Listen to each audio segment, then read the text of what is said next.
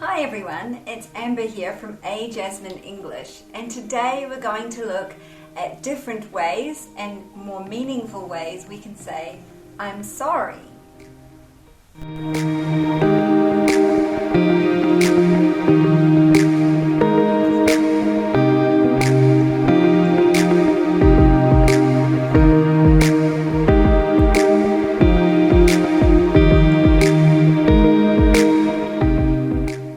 Now, in English, we say sorry a lot.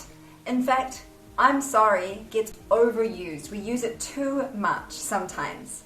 We say, oh, I'm so sorry. Oh, I'm sorry I'm late. Sorry.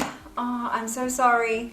We do say this a lot. So we need to think of other ways that we can have the same meaning, but maybe express it in a different way.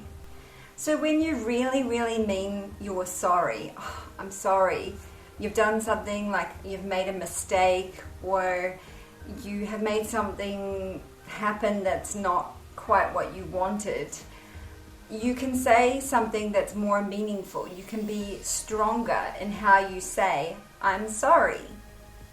I'm going to give you some different options today so you can build your vocabulary and have different expressions for I'm sorry. Now, if we're talking about a small situation, maybe you've made a small mistake, this is when you can say these expressions. One of the hardest things to do when we're saying sorry is to actually admit that we did something wrong. So sometimes the best apology is to say, my mistake. Own up to your mistake. Oh, my mistake. I'm sorry, my mistake. A mistake, for example, like you've given someone the wrong information or you sent a text message by mistake. Oh no! Just own it. It was my mistake. That will make the person understand that you know it is your fault and you're already apologizing. You can also say expressions like, my apologies. This is a little bit more formal, okay? My apologies. If you want to say something informal or less formal, you can say something as simple as, my bad. This says my mistake, but in a much more informal way. And we say this with friends or when it's just a very small mistake. Oh, you drop something on the ground. Oh, my bad.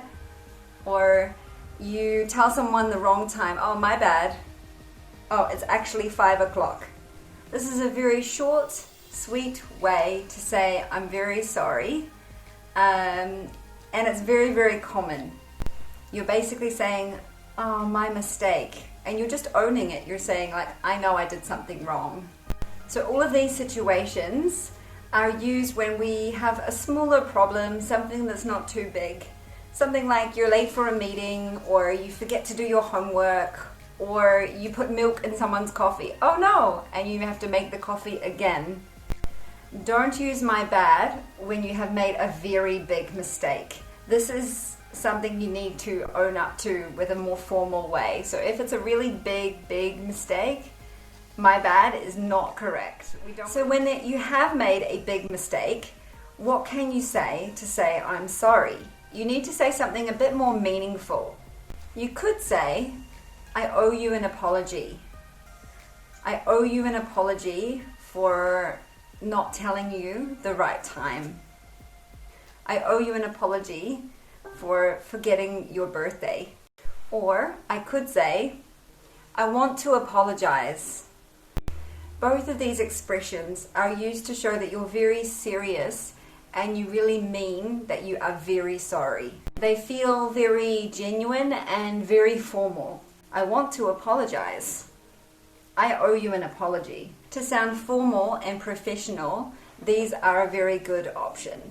Both of these expressions are very formal, as I have said, but they're not actually apologizing. If you say, I want to apologize, for example, I want to apologize, you need to say what for. You need to give more information. So you can say, I want to apologize for being late, or I want to apologize for not finishing the report on time. I want to apologize for not being there for you when you needed me. I want to apologize to someone. If you say I want to apologize to, you need to say who. Who are you sorry to? I want to apologize to my boss for not finishing my work.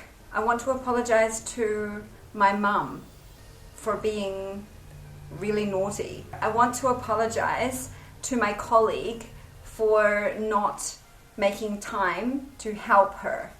Now, the difference between these two expressions is very, very important. We say, I want to apologize for something. I want to apologize to someone. It's important to give more information and give the reason why you are apologizing.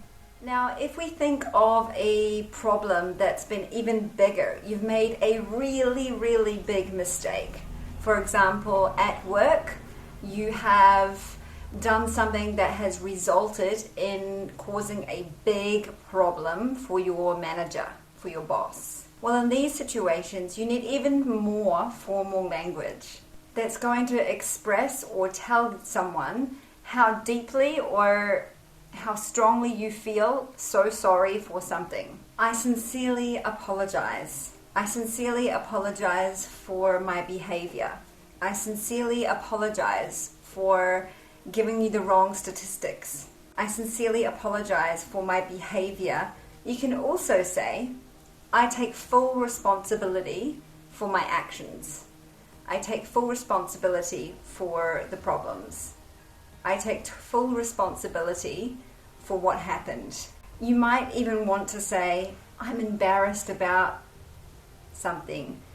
I'm embarrassed about what I did. I'm embarrassed about my behavior. I'm embarrassed about what I said to him. Another way you could say it is, I'm ashamed of something. I'm ashamed of my behavior. I'm ashamed of how I behaved in front of my manager. I'm ashamed of what I said. It is more common to see these expressions in written English, for example, in an email or a letter. However, we do use them in very formal situations, for example, at work, if you've made a very big mistake. Now remember, these expressions are very formal. So for example, if you are late for your class, or you drop something on the kitchen floor, oh no, this is not a time to say, oh, I take full responsibility. I sincerely apologize. This is not the time to do this. You can just say, oh, my bad, oops, sorry. So remember that different situations need different expressions. If, for example, you miss your final exam at school, or if you miss your flight to fly from one country to another country for work, your boss is really angry with you and you've missed a very important meeting. This is not the time to say, my bad. This is the time to take full responsibility.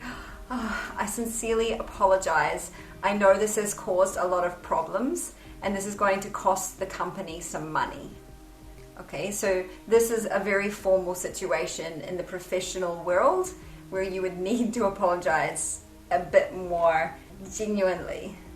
So I hope that you've learned some new expressions to say I'm sorry in English to help you sound a little bit more genuine or a little bit more formal when you are saying I'm sorry.